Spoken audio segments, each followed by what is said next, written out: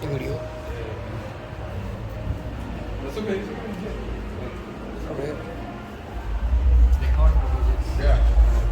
Thank you. Okay, Hare Krishna, everybody. How old are you guys?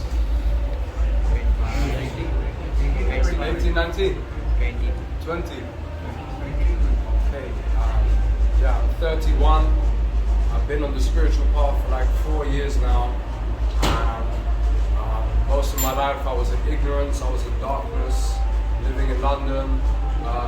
Can you hear me at the back? You can hear me? No.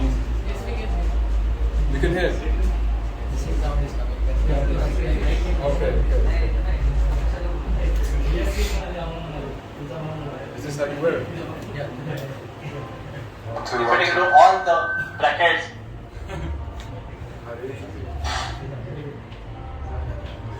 Hare Krishna. Is that better? Okay, Hare Krishna. Alright. So yeah, I was living most of my life in ignorance / darkness. I left home at the age of 16. I grew up without my father. I lived with my mum till the age of 16, and I left home and I journeyed into the unknown. And yeah, living a very misguided life. Generally, as we do in the West, we are very misguided, and we are taught, not even unconsciously, we are forced to believe that society, we must go to university. Nothing wrong with going to university, getting a job, mortgage, all that kind of stuff, getting a house, and then dying, having a pension. And that's kind of what we're made to believe in the UK, in the West, is the right way. Not many people are into religion or spirituality. Neither was I until the age of 26. So yeah, like 4 years ago, I had this experience that took me from dark straight to the light. Serious. Like a 180, 360. Not 360 because that goes back. So gotta do some maths. So I just done a 180. Like I was like that. So when I went up there, it was like, wow, I didn't know up here exists. I didn't know up there exists. No one told me about up here. And actually maintained a state of high consciousness, and I absorbed a lot of learning I didn't think was possible. So I entered the spiritual path, which was again quite misguided, because there are guidelines, there is a blueprint, which I later found out.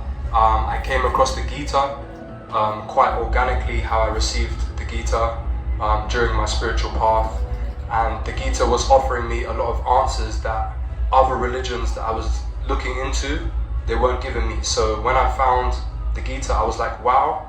And then Krishna arranged step by step for me to slowly integrate with temple life. So a lot of magic happened to me at the time, and I merged with the temple. I was staying every weekend at a temple in London for a few months, and I was like a fake monk. And I still am to a degree, because I'm impure. I'm still so impure. I still have so much more to go, in terms of purifying. But I'm doing what I can, as Krishna is permitting me to go on this journey. So I have to take it seriously. I have to honor it, because basically I was living this half life of staying in the temple on the weekend, and in the week I was doing whatever I was doing. And lockdown came, and I stepped away because I had no access to the temple. And I kept hearing when I was there at the temple, association. And I was like, what does association even mean? Why is this such a strong word, association? And it wasn't until I left the temple that I realized, association. Because without association of the devotees, we fall, and actually just being in the presence of a devotee is enough. You don't even have to learn or be studying. Just being around the devotees is powerful enough, because same way with chanting. If we're not chanting, if we're not fully absorbed with Krishna, then Maya's energy is very strong, very, very strong. And basically, so I went I went off track again during lockdown and thought I could do it by myself and go on my own journey. And I made some progress. I can't lie, I made some spiritual progress. But when I started coming back to the temple, like going to like an event every once in a week, over a few months I realized that the monks, they were so steady. Every time I went there, they were so happy, so relaxed, very steadily making progression. And there's me in the real world with all my material, you know, my nice apartment, my nice car, looking good, you know, these are the things that matter in the West. This is how we measure ourselves, by all these kind of material things. So I was going to the temple thinking I was cool, and then, but every time I would speak to the monks, I would be like, oh yeah, oh this is going wrong, that's going wrong. But like, I still thought I was doing good because I was making some spiritual progression. You know, and then one day I was like, hold on, the monks are like this. Why am I like going up and down so much? Why is it like that? And then I realized, yeah, the association, so important. The blueprint, the Bhagavad Gita has the blueprint on how to live. Hopefully you guys have all read the Gita. Probably you grew up reading it. I don't know too much. It's actually my first time in India. I don't know anything about India. So, but I'm guessing by you guys being here, it's embedded in your guys' DNA to be spiritually connected. So you must take this lifetime very seriously and honor that you were born into this Indian body in this land. A lot of us in the West are aspiring to be, you know, on the spiritual path, but we have a lot of things blocking us. A lot of karma catching up on us for things that we've done. But you guys here, just pure love. And it's very easy to be distracted by, like I said, the Maya energy and partying and all these kind of things. Trust me, from a man that's lived all of this stuff, it's not cool, guys.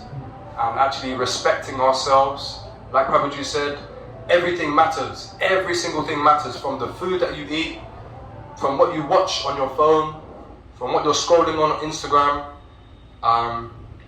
the sounds you'll take, everything matters. So try and spend as much time as you can connected to Krishna, whether that be reading, chanting, being in association of other devotees, coming down to the temple. How far is the temple from here?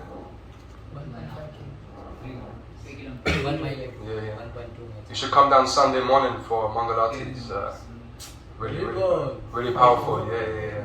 It'll be nice to see you guys there because we're leaving on Sunday or Monday. So yeah, it'll be nice to see some of you guys come down for Mangalati in the morning if you could wake up early. And also the science of waking up early in the morning, guys. I spent most of my life just sleeping in all day. I love to sleep. But actually waking up in the morning is very scientific. It's the mode of goodness in the morning. This is the best time to soak up the mercy. So waking up early, just taking that step to wake up early and chanting at that time or doing any service at that time is very powerful, guys. They say, you know, you take one step towards Krishna, he takes 10 back. And that's facts. I thought that was a joke as well. I thought people were just saying to me that to make me, you know, come closer to Krishna. But actually I did take steps, and actually things were being reciprocated. And I was like, wow, there actually is magic. There actually is some magic to this. So anyways, I hope you learned something from what I said. I don't know much, but Krishna wants me here, and I'm honoring that and trying to do the best that I can. And I hope that you guys, like I said, take this lifetime seriously and honor the fact that we're all in this room together, and let's all chant and be happy. Hare Krishna. Hare